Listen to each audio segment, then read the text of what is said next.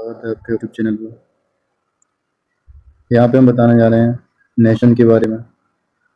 Nation क्या है? एक राष्ट्र होता है। राष्ट्र में जो बताया गया है कि इसकी जो आइडियोलॉजी है, दो तरह की आइडियोलॉजी, इनके अकॉर्डिंग राष्ट्र का निर्माण किया जा सकता है। फर्स्ट है आपका ट्रेडिशनल आइडियोलॉजी और सेकंड है कंटेम्प्रेरी आइडियोलॉजी। ट्रेडिशनल आइडियोलॉजी क्या कहती है? जब किसी समुदाय के गठन का आधार जाति, धर्म, नस्ल, क्षेत्र, भाषा, इन सभी के आधार पर गठन होगा तो उसे क्या कहेंगे? राष्ट्र। उसे कहेंगे राष्ट्र जो होगा ये ट्रेडिशनल आइडियोलॉजी के अकॉर्डिंग। इसे क्या कहा जाएगा? राष्ट्र। ये एक नैरो आइडियोलॉजी है, क्योंकि अगर आपकी ज्योग्राफी के अंदर ट्रेडिशनल आइडियोलॉजी के अकॉर्डिंग अगर राष्ट्र बनने लगे तो भारत में तो 1 लाख जातियां होंगी और धर्म भी बहुत सारे होंगे, नस्ल भी बहुत सारे, क्षेत्र भी बहुत, भाषा तो बहुत सारी। इनके अकॉर्डिंग अगर राष्ट्र का निर्माण होगा तो राष्ट्र कैसा हुआ? बहुत छोटा, और दूसरे राष्ट्र की अपेक्षा हमें कन्फ्लिक्शन या फिर संघर्ष की स्थिति में लुप्त होंगे। कैसे? धर्म धर्म से लड़ रहे हो, एक धर्म दूसरे धर्म से लड़ रहा हूँ, एक जाति दूसरी जाति से लड़ रहा हूँ, है ना? एक भाषा वाले दूसरी भाषा वाले से लड़ रहे हूँ, ऐसे ही संघर्ष चल रहा होगा। तो फिर ये आपस में कन्फ्लिक्शन में होंगे और इनको जीतना बहुत आसान होगा। इनको जीतना कैसा होगा? बहुत आसान होगा। यही था ईस्ट इंडिया आने से पहले, बिफोर अराइवल ऑफ यूरोपियंस। ये हम इंडिया कहते हैं, ये इंडिया था ही कब?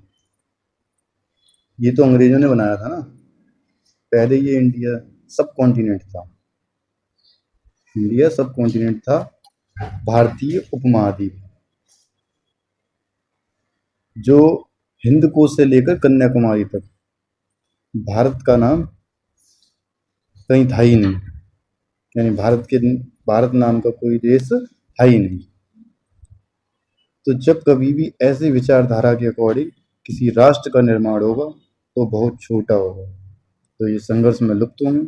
ईस्ट इंडिया कंपनी जब इंडिया में आई तो उसने देखा कि ये बाहर से दिख रहा था इतना मजबूत, तो अंदर से तो ये 2000 राष्ट्र हैं और इनको जीतना बहुत आसान है, क्योंकि ये आपस में ही एक दूसरे लड़ रहे होंगे और इनके ऊपर आक्रमण करेंगे तो इन्हीं के लोग ही इनकी मदद करने नहीं आएंगे। राइट?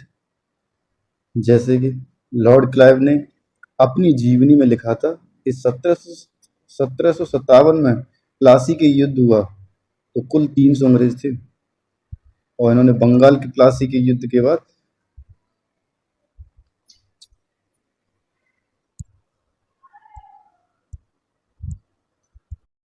जैसे कि लॉर्ड क्लाइव ने अपनी जीवनी में लिखा था कि 1757 में प्लासी के युद्ध हुआ तो कुल 300 अंग्रेज थे, और इन्होंने बंगाल के नवाब को हराया और कलकत्ता में रैली निकाली। हिंदुस्तानी रैली देख के ताली बजा रहे थे। 300 को तो बाहर खदेड़ ही सकते थे, क्योंकि ये आपस में ही लड़ रहे थे। सिराजुद्दौला को भी किसने हराया? उसके घर वालों ने तो हराया। इस तरीके से फ़ायदा उठाया किसने? ईस्ट इंडिया कंपनी ने। ये जो traditional ideology east India company के आने से पहले थी। जब ये ईस्ट इंडिया कंपनी आई उससे पहले कौन सी आइडियोलॉजी चलती थी? Traditional ideology. इस आइडियोलॉजी से ईस्ट इंडिया कंपनी ने उठाया क्या फ़ायदा? ईस्ट इंडिया कंपनी के आने से फ़ायदा उठाया और एक एक करके इनके जीतना शुरू कर दिया। उनके जितने भी राष्ट्र थे सभी राष्ट्रों को जीतना शुरू कर दिया। अब जब इस 60% भारत को जीत लिया तो इन्हें भारत से चाहिए क्या था? भारत से तो सिर्फ इन्हें पैसा चाहिए था। और पैसा कैसे मिलेगा? पैसा मिलेगा या तो इनका एक्सप्लॉइटेशन करिए जाए, है ना? इनका जब तक शोषण किया जाएगा, आर्थिक शोषण होगा तभी तो पैसा मिलेगा, अदरवाइज ये इतना पैसा तो कमा ही नहीं पाएंगे। तो जब ये आर्थिक शोषण इनके साथ होने लगा तब ये क्या करेंगे? एक्सप्लॉइटेशन। अब एक्सप्लॉइटेशन करेगा तो उनके अगेंस्ट रिएक्शन करेंगे।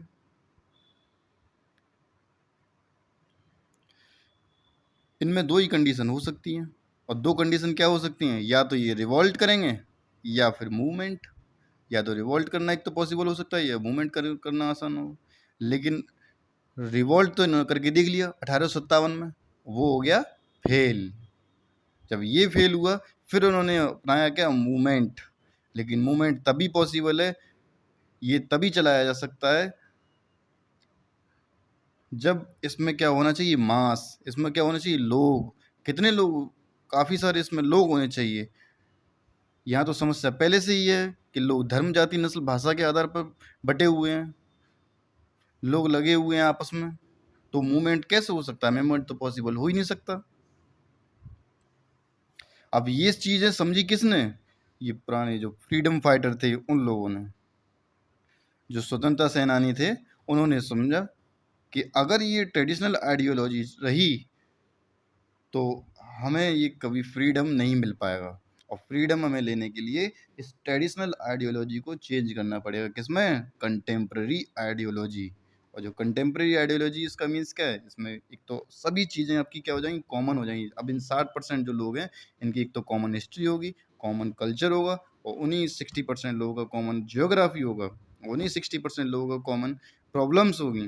यानी सभी क्या होंगी, सेम होंगी। और प्रॉब्लम्स क्या है, ब्रिटिश रूल। और इनका फिर फ्यूचर क्या है, फ्यूचर ये है कि इन्हें फ्रीडम चाहिए। तो वहाँ पर फिर इन्होंने क्या है, इनके पास एक यूनिटी लाने के लिए इन्होंने पॉसिबल बनाया कि एक मेल्टिंग पॉइंट थ्योरी आई। एक ऐसी मेल्टिंग पॉइंट थ्योरी जिसकी हेल्प से क्या होगा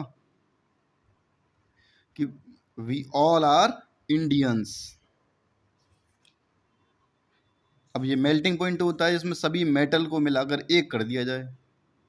that means we all are India, यानी हम सभी क्या है, इंडियंस हैं। हमें जाति, धर्म, नस्ल, क्षेत्र, भाषा के आधार पर लड़ने की अब ज़रूरत नहीं है। अब हमें किससे लड़ना है, ब्रिटिश रूल से। हमें एक होना है, और इससे क्या होगा, यूनिटी बन के हम फ्रीडम ले सकते हैं। राइट। लेकिन जैसे जैसे मेल्टिंग पॉइंट थ्योरी आई, फिर अंग्रेजों ने एक और चीज़ लगा दी। ये क्या हुआ, इन्होंने फिर धीरे धीरे डिवाइड एंड रूल पॉलिसी लेके आए। डिवाइड एंड रूल पॉलिसी लेकर के आए, जिससे क्या हुआ कि जाति, धर्म, इनके इनके आधार पर इन लोगों को बांटने लगे।